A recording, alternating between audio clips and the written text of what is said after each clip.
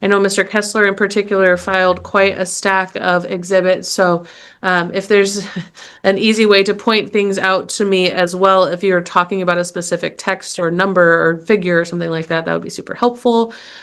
Please address me. Do not address each other. I don't know your guys' history, but I know oftentimes things can be contentious in small claims trials. So we just want to keep it civil, and please address the court and not each other. We are ready to proceed. So, Mr. Kessler, can I please have you raise your right hand and then indicate verbally when you do so? All right, so we have a small claims. You are seeking $10,000 for a breach of contract. It looks like this was involving, you indicated late payments, fees, interests, and this was for the purchase of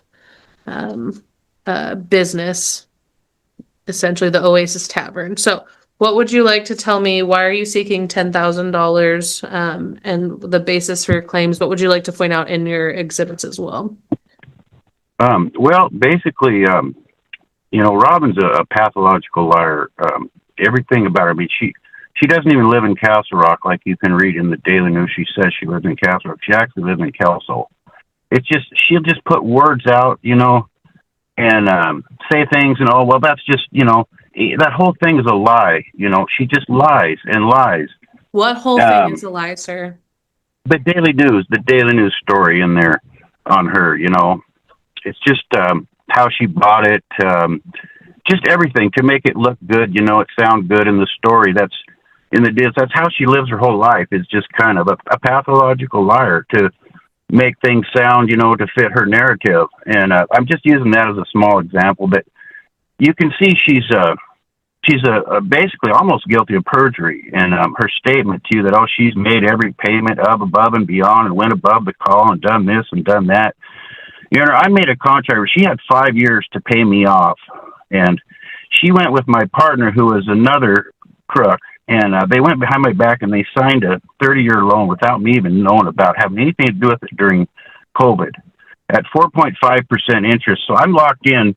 I was expecting to be paid off all my money so I could use my money for my business, for my family, for my needs. They took and locked me into this 30-year contract, then took a loan out on my building and bought another building when the contract was she was supposed to pay me off. During all this, during COVID, they did all this, behind my back. That's just, but they made that contract up, which was supposed to be, they put $1,588 a month, which I had no part of. But she was only paying, but the lease agreement was $1,500 a month, right? That's why she didn't pay the whole $1,588. She was just paying the $1,500. They were telling me and my bookkeeper, and I was going to the IRS, that it was just still a lease. And that's why they didn't change the payment, because if they'd have paid the $1,588, me and my bookkeeper, who David Iverson's, he was like a tack. He would say, well, what's this extra payment for? And I would have said the same thing. What's this extra $40? So they, instead of paying that $44, they went to hide it to keep it at $1,500 the lease, but they screwed themselves is what they did, because wasn't making the full payment for the first 30 months under her own contract. As you can see in there, my lawyer wrote the letter, because I had to pay $5,000 to my lawyer to get this information out, because they hid the very first thing, promissory note. They hid that between them the whole time for 5 years. They would not have any contact with me if I tried to contact her, and they went, "Oh, you're harassing me," or give me these crazy stories. And they hid that note. Where I finally had to hire my lawyer, they brought the note up to my lawyer. They finally went up there and they spent an hour and a half, bad mouthing me to my lawyer, telling him I was crazy and all this and that. But he didn't buy it, because he knew what they were trying to do. But anyways, he got all the information out of him, and it shows right there herself. They dropped the thing off that she'd missed the payment, her own payments, her own deal that she drew up. She didn't make the full payment. Then they're supposed to, in that note that they did drop, there's supposed to be a $50 late fee for each one that they didn't pay. But it's crazy, because I didn't, I wasn't part of anything. I have to be honest with you. I mean, I don't know if it's screwing my case here to say, because I had no part of that. And if I had no part, the interest should have been 18%. And it should have been like a short-term thing. But my part of it, she's a millionaire. She owns over 30 houses. I'm a poor guy here. I had my whole investment in that, my whole life locked up into that thing. And, I'd lost money the whole time I was in the barn. I was just hoping to get out of it and get my life savings back, and I gave Robin 5 years to pay me. And instead, what she did, she physically attacked me down there when I tried to get my some of my belongings out of the barn. Told me never to come in there ever again. And so I said, well, hey, what can I do? I had to wait 5 years because that was in the bill of sale. So I wait 5 years. Come to the deadline, I start trying to contact him again, and oh, you're harassing me, this and that. I go, no, I'm trying to find out where my money is because I need my money for my business and my life and this and that. And anyways, that's when I got the lawyer and everything, and we find out what they've done and what they're doing, and now they put a restraining order on me, say I was harassing them and all this crazy stuff, which I'm fighting that too. I go to court tomorrow on that, but I'll be at the court at 9 a.m. for the Zoom on there to use the Superior Court Zoom. And I could just go on forever, the crazy hell that they've put me through and what they've cost me. I've lost my business because I've been able to pay my taxes on my business. And I was doing my taxes, I have to go back 5 years to fix my taxes. That they were lying on telling that the building was sold, and it was when they announced it was a lease when they actually sold it. And then I got audited. I can't even get audited because I can't even do an audit because I can't even show my taxes. So I've had to go out of business on my business that I've had for 35 years, my tree service business, and just been hell. They're just liars. They're thieves and they're cheats. And if you read through that evidence there, you can kind of see a little bit of what I've been going through. And I don't know what else to say, but it's just cost me a hell of a lot of, excuse my language, of torture and loss in this thing with them. And I'm trying to get a little bit of back for lawyer fees. It's just going to go for more lawyer fees on the big case. So I think that's about it. I guess my big question right now is it really comes down to this bill of sale. That was in 2019. That is notarized saying you signed off on this. A bill of sale was that it was a lease. What they had 5 years, it was basically a lease with option to buy. And in 2024, she didn't even try to refinance. And if you realize, she says, my partner who doesn't need the money because she owns like 30 rentals and she's just trying to do this to screw me out of whatever, she can for some sick reason. But, yeah, that was the bill of sale. That was the only thing I signed. And then after that, they did everything else on their own. The promissory note, I didn't sign that or know anything about that. Wasn't even filed. They didn't even file that. They kept it hidden between the two for 5 years. And that's when they brought it to my lawyer, but that was never filed. That's the first thing they should have filed. But if I would have had to sign that. And I didn't even sign the promissory note. My initial, nothing's on it.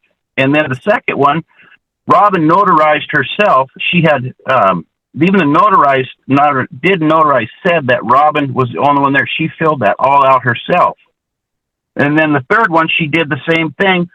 And the last one, they must have forged my name because Dolly called me around, at that time, and she asked me around the time that we found out this happened. She goes, is there anything funny about the way you sign your name?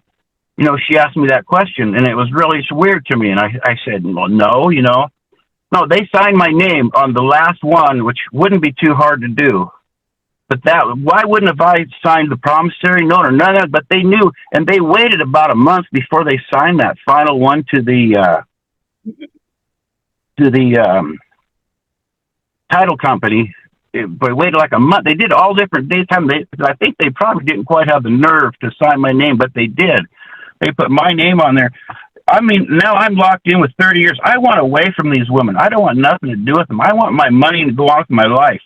You think I'm going to sign a 30-year contract and get $750 a month after I have my whole life savings put in this thing in 5 years of my life? I'm just gonna make this crazy decision and go out and sign it at 4.5% interest, which is a commercial bill, which I bought it for 6% interest. before that. Now I'm just going to turn around and give it to her and let her take a loan on my building and buy the building next door. And I'm just going to, I could die. And then in that note, they didn't even put a beneficiary down for me. They didn't even put in a beneficiary. So if I die, Dolly's daughter's the only one that's a beneficiary on it to get the payments. I mean, it's just so clear cut what they're doing and what they've done. I mean, I don't know what to do, but I'm going to be suing them real soon. Are you saying that we have like notaries who are signing this, saying you're present for a lot of these things? Different notaries, not even the same one. That's not even really the case I'm really bringing. I mean, that they all did all that. Yeah, no, and I didn't sign any of it. I didn't know anything about it or sign any of it. But the thing is, they did it, and then they didn't even make the full payments and all this crazy stuff. But no, I didn't know even about the sale or anything. I would have never. I needed that money bad for my business because I was going to invest in my business and buy new equipment because all my stuff broke down. But instead, she took a loan right after that bill of sale was signed. A month or two after, I guess, in July, right in July, they had the bill of sale, but they went right down and put the thing in her name and took a loan on it and bought the building next door and then combined the two buildings into one. Which they also, I believe, told the city. I don't believe they told the city about the contract that they had with me because they would have had to. I bet they lied on that too because there's no way the city would have done that if they would have even knew about the contract. I really want us to stay on track with what we're here to talk about today. You speculating and calling them liars is not going to really keep flying. So let's please keep it civil, and we'll address the evidence that you've presented and. I hear what you're saying, that you didn't sign any of this, but I do have a lot of notaries signing a lot of different things. Then you're saying that that who aren't involved with this. Notaries are generally not involved personally, right? No, I didn't sign any of it. It was about at a heart attack when I found out what they did. I mean, in 2019, all of these notaries in 2019. They did it all behind my back on their own, and but I had no part saying, of it. I have notaries saying you were present, and your signature only with the bill of sales, and then if you look, the none of the rest. There's the promissory note did not have my signature or initials or anything, and that's the very first one you go off is the promissory note. Once they had that, their doors were open, but they did it without even putting my signature on that note. Then they took that, and then they went to the next step, which is the deed or whatever. I was not there, but we tracked down. Statutory warranty deed. This one right here. Right. That's not your signature right here. No, I didn't have. I didn't sign. It matches the signature in the other one. There's. I only saw my the one signature that I signed was the bill of sales. After that, I didn't see. I have had no contact or saw them since Robin attacked me. Since I signed the bill of sales, I don't remember if Robin attacked me before the bill of sales or after, but that was the last time I saw them, the two of them. I met them one time. I can't remember. Robin was supposed to pay me off there was another deal. She was supposed to pay me for the liquor. That was my inventory when she got back from her vacation from Ireland, which was in the Daily News story there. But when she got back, she must have talked to Dolly because all of a sudden people talk to Dolly and all of a sudden I see them and they have a different look in their eye. And all of a sudden they take her side or believe her or something. And all of a sudden me and Robin were really good friends up to the point she was going to, I bought the liquor license for her to do her a favor, and then I stocked the bar and everything where she was going to pay me that $5,000. As soon as she got back, that's when she met with Dolly and started talking to Dolly. And Dolly must have told her, hey, you come with me or stick with me or something, and I'll make you rich on this deal or something. She coaxed her into something, and we're going to screw Rob on this. She didn't even want to pay me the $5,000 for the liquor. All of a sudden, she goes, I don't have the money. Well, I said, well, you don't have the money. I'm either going to take the liquor or you give me the money, and we got in common. Well, she finally wrote me a check. Dolly was there at that time, and Dolly was kind of telling her, don't pay him as well, which Dolly was supposed to be my partner on this, but oh boy, I got some stories about her. Yeah, well, she's not part of this claim right now, so let's please keep I know. Okay. she's like her key witness on all this. And So she's I like, just have a question because right now I have the bill of sale, which you indicate that you did sign, right? I did sign that, Okay, but this so isn't that was even, like I'm not, Mr. Kessler, please let me speak. yes, ma'am. I'm asking you Yes, questions now, so please. yes. I have you signing the bill of sale. It looks like on February 26, 2019, that was notarized by an Aaron Eastwood. And you're Right. saying you did sign this one. I did sign a bill of sale, Okay. which was a lease was option to buy. Okay. So then I'm now looking at the statutory warranty deed, which you're saying you did not sign, correct? No, but I don't believe my name's on that. It's on the, It is. It's on the second page, dated July 31st, 2019. Rob Kessler signed, and it has the same signature as the one that's on the bill of sale. It looks very similar with the different notary, the Carrie Burchett. only thing I signed was, I did sign a piece of paper so that Dolly could receive the payments at the fiber bank. We went to the fiber bank after we'd signed the bill of sales, and that was the only thing I signed and agreed to. So Honest to God. you never signed a statutory warranty deed No, on no, July no, God, 31st, no, 2019. no. So you're saying that the notary who If I is did, certified, if Mr. Kessler, please let me yes, yes. ask my question. I have a notary stating under penalty of perjury that I have certified and I know I have satisfactory evidence that Dolly Hoisington and Robert Kessler is or are the persons who appeared before me, and they acknowledge they signed this instrument on oath, dated July 31st, 2019. Authorized to execute the instrument and acknowledge it is as the statutory warranty deed to be free and voluntary act of such parties for the use and purposes mentioned in this instrument. This is a binding document that has your signature on it with a notary who certifies that you were there and this is your signature. Yeah, I don't know. The police had one notary say that Robin Fraser filled in all three names herself. That's what we did find out. Okay, That sir, Robin, I'm looking at two documents. One saying I that did not. Mr. Kessler, one you indicated you signed, and one saying you didn't sign. The issue is both are certified by notary, and both look like the same signature. I did not. Only thing I signed was the bill of sales Okay. and a piece of paper that Dolly could receive the payment on the lease So until you're the saying state. that It was we a have. So you're also saying that we have a notary public, Carrie Burchett, who is lying. I wouldn't doubt it. Unless Dolly slipped a paper when I was filling out the bank deal, because like I said, that was the only thing where Dolly was to receive the payment. But if Dolly slipped something in, or I don't know, that was the only way it could. But with the research that I did, and when I talked to the notaries, I could only get a hold of two or three. One of them, they used three different notaries. One was from Ukraine, was some like Ukraine student, and we couldn't even get a hold. And then the next one, but no, I didn't. I did not. And Okay, so your testimony today is that we have a notary public that has lied. Okay. as So, far as far so as the I know, documents, Mr. Kessler, the documents, did you receive Ms. Fraser's exhibits as well? what's that? Did you receive Ms. Fraser's exhibits that she submitted? Yeah, something that she'd been fully Okay. and made all So, payments and all that. yes, I'm showing the payment schedule and I'm seeing that she's making all of the required payments. Or did you look at the payment was supposed to be $1,588, and she only paid $1,500 for the first 30 months? Are you looking at that part? And then I'm seeing in the amount of 1708. And there's a $2,500 one there that was never deposited.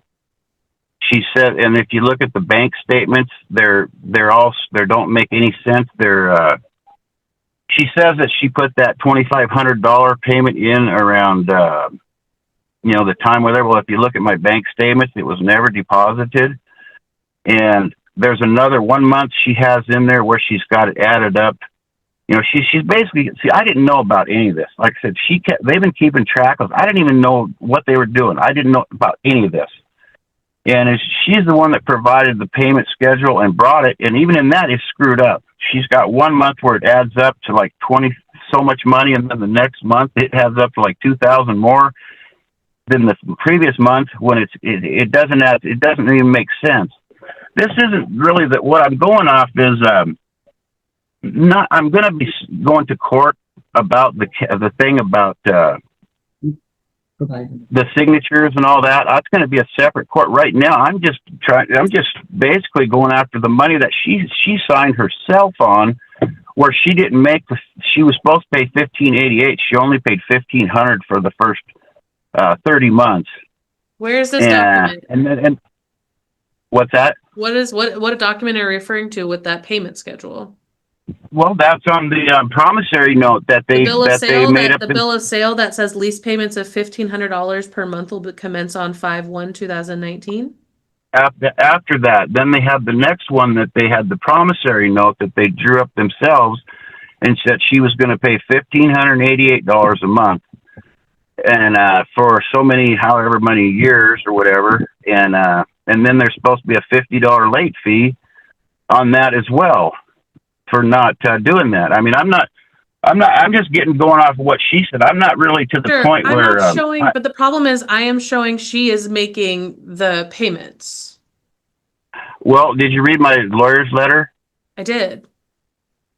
Then it says it clearly says right there that she only made, she was supposed to be making $1,588, but she only was paying $1,500. And so how did you get to the $10,000 figure? Well, you know, I've had lost my business. I was expecting that money. I was counting on that money, but just even going off what she's going by, the $88, the $50 late fee, you know, which was supposed to be, and that's a ridiculous amount. It's usually $100, but even if that 50 times 30 is $1,500, and then the $88 that the 30 months she didn't pay, you know, that's $44 a month times 80, so that's close to 50. So that's close to $3,000 right there. But that's future payments, correct? That doesn't include any. So by your argument, right? That's the full 30 years, but it hasn't been the full 30 years. No, like up to how did we get? I'm just wondering how we got to the 10,000. Well, I was expecting my money, and I wasn't getting. It's all, the whole thing is screwed up, really. But just going by their figures, you know, if you're looking, like you read my lawyer's letter, she was not making the full payment that she, you know, signed this thing that they signed my name on. They weren't making the full payment for the first 30 months. Then they supposedly put this $2,500 payment that was never put in there. And then the next month she's got another $2,000 that was never put in there. I mean, I have to pay bookkeepers. I have to have people to straighten all this stuff out. I have lawyer fees. I've had a $5,000 lawyer fee just to get this stuff. Plus I've had, just to get the information out of her. Plus I've got close to $3,000 in stuff that she admittedly, you know, didn't pay herself right there, and she read the payment schedule and everything. If you read my lawyer's, she was in breach of contract for the first 30 months, and for the first 30 and months. There's also for the first what was it? August 2019 through January 2022. Up to the time where she thinks she made that $2,500 payment. That was never even made. I don't know if Dolly kept that or what, but it was never, and that should have been an extra. But what's that now? All right, so I am going to turn my time over to Miss Frazier to present her evidence and testimony today. All right, and Mr. Kessler, I'm going to ask you to mute while Miss Frazier is speaking. And